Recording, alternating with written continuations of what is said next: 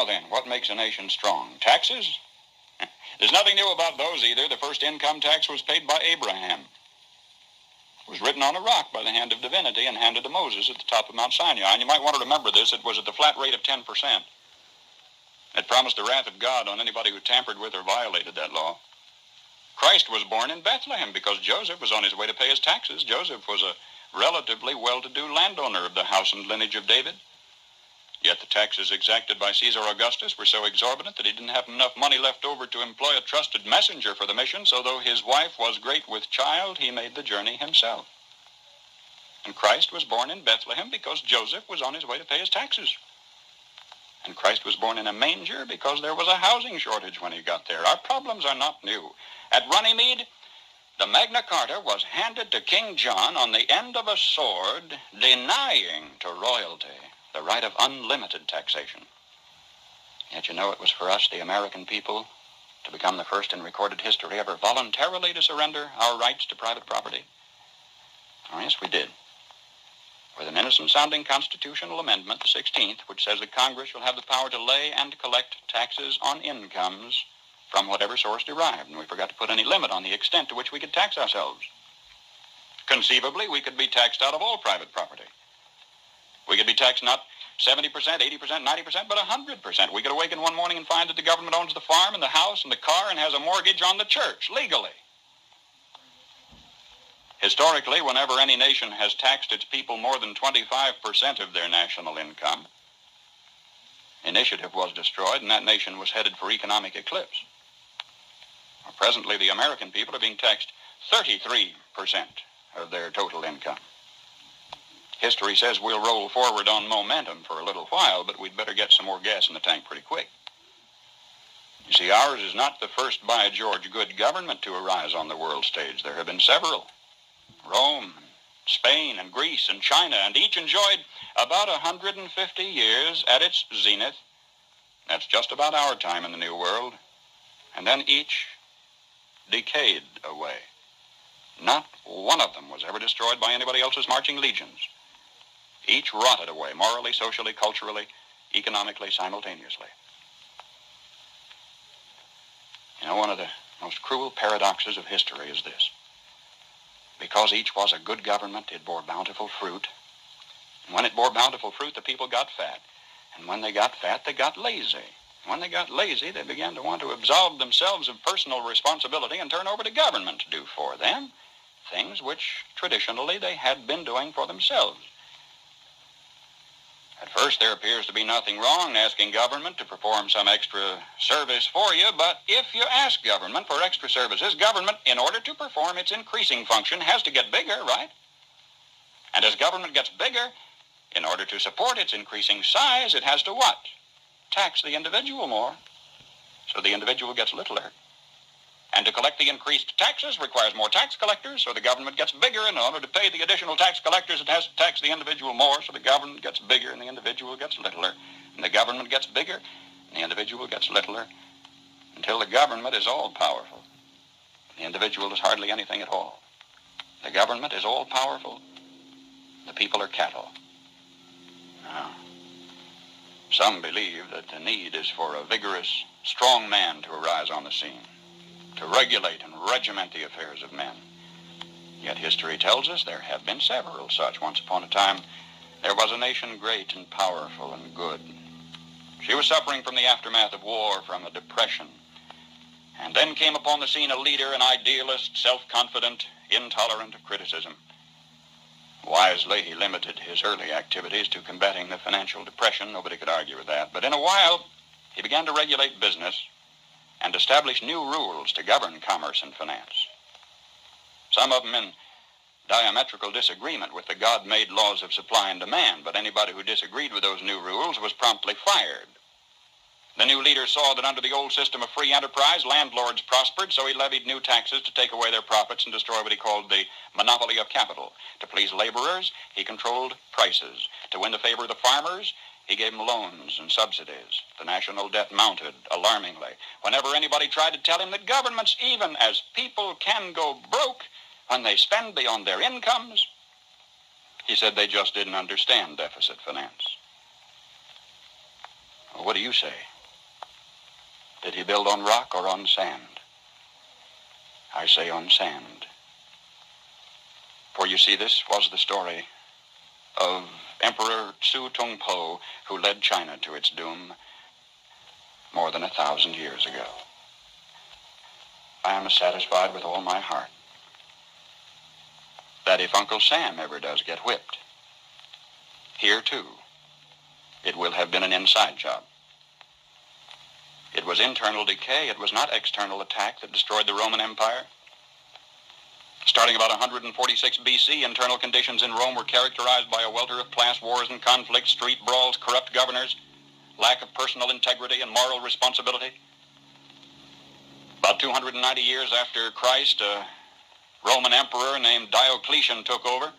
He really grabbed the bull by the horns. He took over in a period of turmoil and severe depression. The first thing Diocletian did was call in the gold and close the banks and raise the taxes. He reduced the power of the Senate, delegated its power to a lot of little government bureaus. Do you know they even had a Transportation Act back there prescribing the fee required to rent one laden ass per mile? And at today's rate of exchange, it would have amounted to about 1/8 cent per mile, which meant that in order to make a profit, a jackass would have to carry 5 passengers. That was simply beyond the capacity of the jackass. Diocletian put millions of people on the public payroll, but when this failed to do the job, the country was still in trouble. He asked more personal powers for himself. For a brief while, incidentally, they were standby powers, but then he used them all at once. He froze wages, he froze prices, he froze jobs, he stopped profits, he dictated to the farmer what he should plant, when and how he should sell it, and for how much, and he rationed food. And what happened? The labor market closed down. Incentive was gone. Farm life became dependent on bureaucratic red tape. Exorbitant taxes cost the farmer his land. He kept for himself only a small plot on which he might grow turnips for his family. He lost the rest of it to the state. And without food and with incentive gone, city life stagnated and declined. And Rome passed into what history has recorded as the Dark Ages, lasting 1,000 years. Just by turning to the left, the world has gone in circles. A nation would evolve from a monarchy into an oligarchy, from oligarchy to dictatorship, from dictatorship to bureaucracy, from bureaucracy to pure democracy, where finally the people would cry out from the chaos and confusion of the streets, "Oh, please, God, give us a king," and God would give them a king, and they'd have a monarchy again and start the whole silly cycle anew. Now, either we will profit from the errors of their ways, or it follows as the night the day, our children are going to have to relive the Dark Ages all over again. How come, after thousands of years of experiment, our new nation has come so far so fast? All this in less than 200 years. What is the secret of our success? Well, I think it had to do with a basic American's creed. Perhaps it never passed the pioneer's lips in this form, but if it had, I think he would have said something like this: I believe in my God, in my country, and in myself.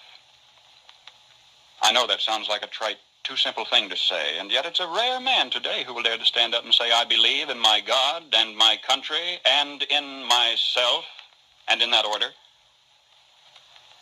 When the early American pioneer first turned his eyes toward the west, there were only Indian trails, or traces as they were called, for him to follow through the wilderness. Do you know today you can roller skate from Miami to Seattle? From San Diego to Plymouth Rock? In this little bitty instant, as historical time is measured, our 7% of the Earth's population has come to possess more than half of all the world's good things. How come? Well, sir, when that early pioneer turned his eyes toward the west, he didn't demand that somebody else look after him.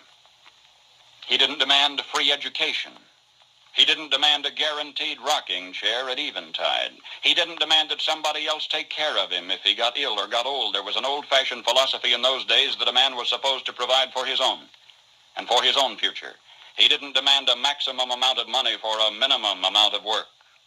Nor did he expect pay for no work at all. Come to think of it, he didn't demand anything. That hard-handed pioneer just looked out there at the rolling plains, stretching away to the tall green mountains, and then lifted his eyes to the blue skies and said, thank you, God. Now I can take it from here. Now, that spirit isn't dead in our country. It's dormant. It's been discredited in some circles, driven underground, but it isn't dead. It's just that a few seasons ago, politicians baiting their hooks with free barbecue and trading a Ponzi promise for votes began telling us we don't want opportunity anymore, we want security. We don't want opportunity, they said, we want security. They said it so often we came to believe them. We wanted security. And they gave us chains, and we were secure. Suddenly, with our constitutional guarantees depleted, with our national character eroding away, with our tax laws penalizing those who dare to prosper, with workers concentrating on how little they can get by with instead of how much they can produce, suddenly we looked overhead one day to discover that the first tin moon in space was a Russian accomplishment. That free men dragging their feet had been outdistanced by slave workers dragging their chains. And we were sore afraid. Perhaps this was a disguised blessing, too. Maybe a dramatic accomplishment by this Cold War adversary was necessary to get us off our dead centers and back to work again. If we can revive in ourselves, then in our youth, something of that basic American's creed, the horizon has never, ever been so limitless. For man stands now on the threshold of his highest adventure of all, his first faltering footsteps into space. 20 years from today, half of the products you will be using in your everyday living aren't even in the dictionary yet. We've got it made. If we just keep on keeping on, we've got it made. And if we don't, we will follow those other great nation-states of history into the graveyard of ignominious oblivion. History promises only this for certain. We will get exactly what we deserve.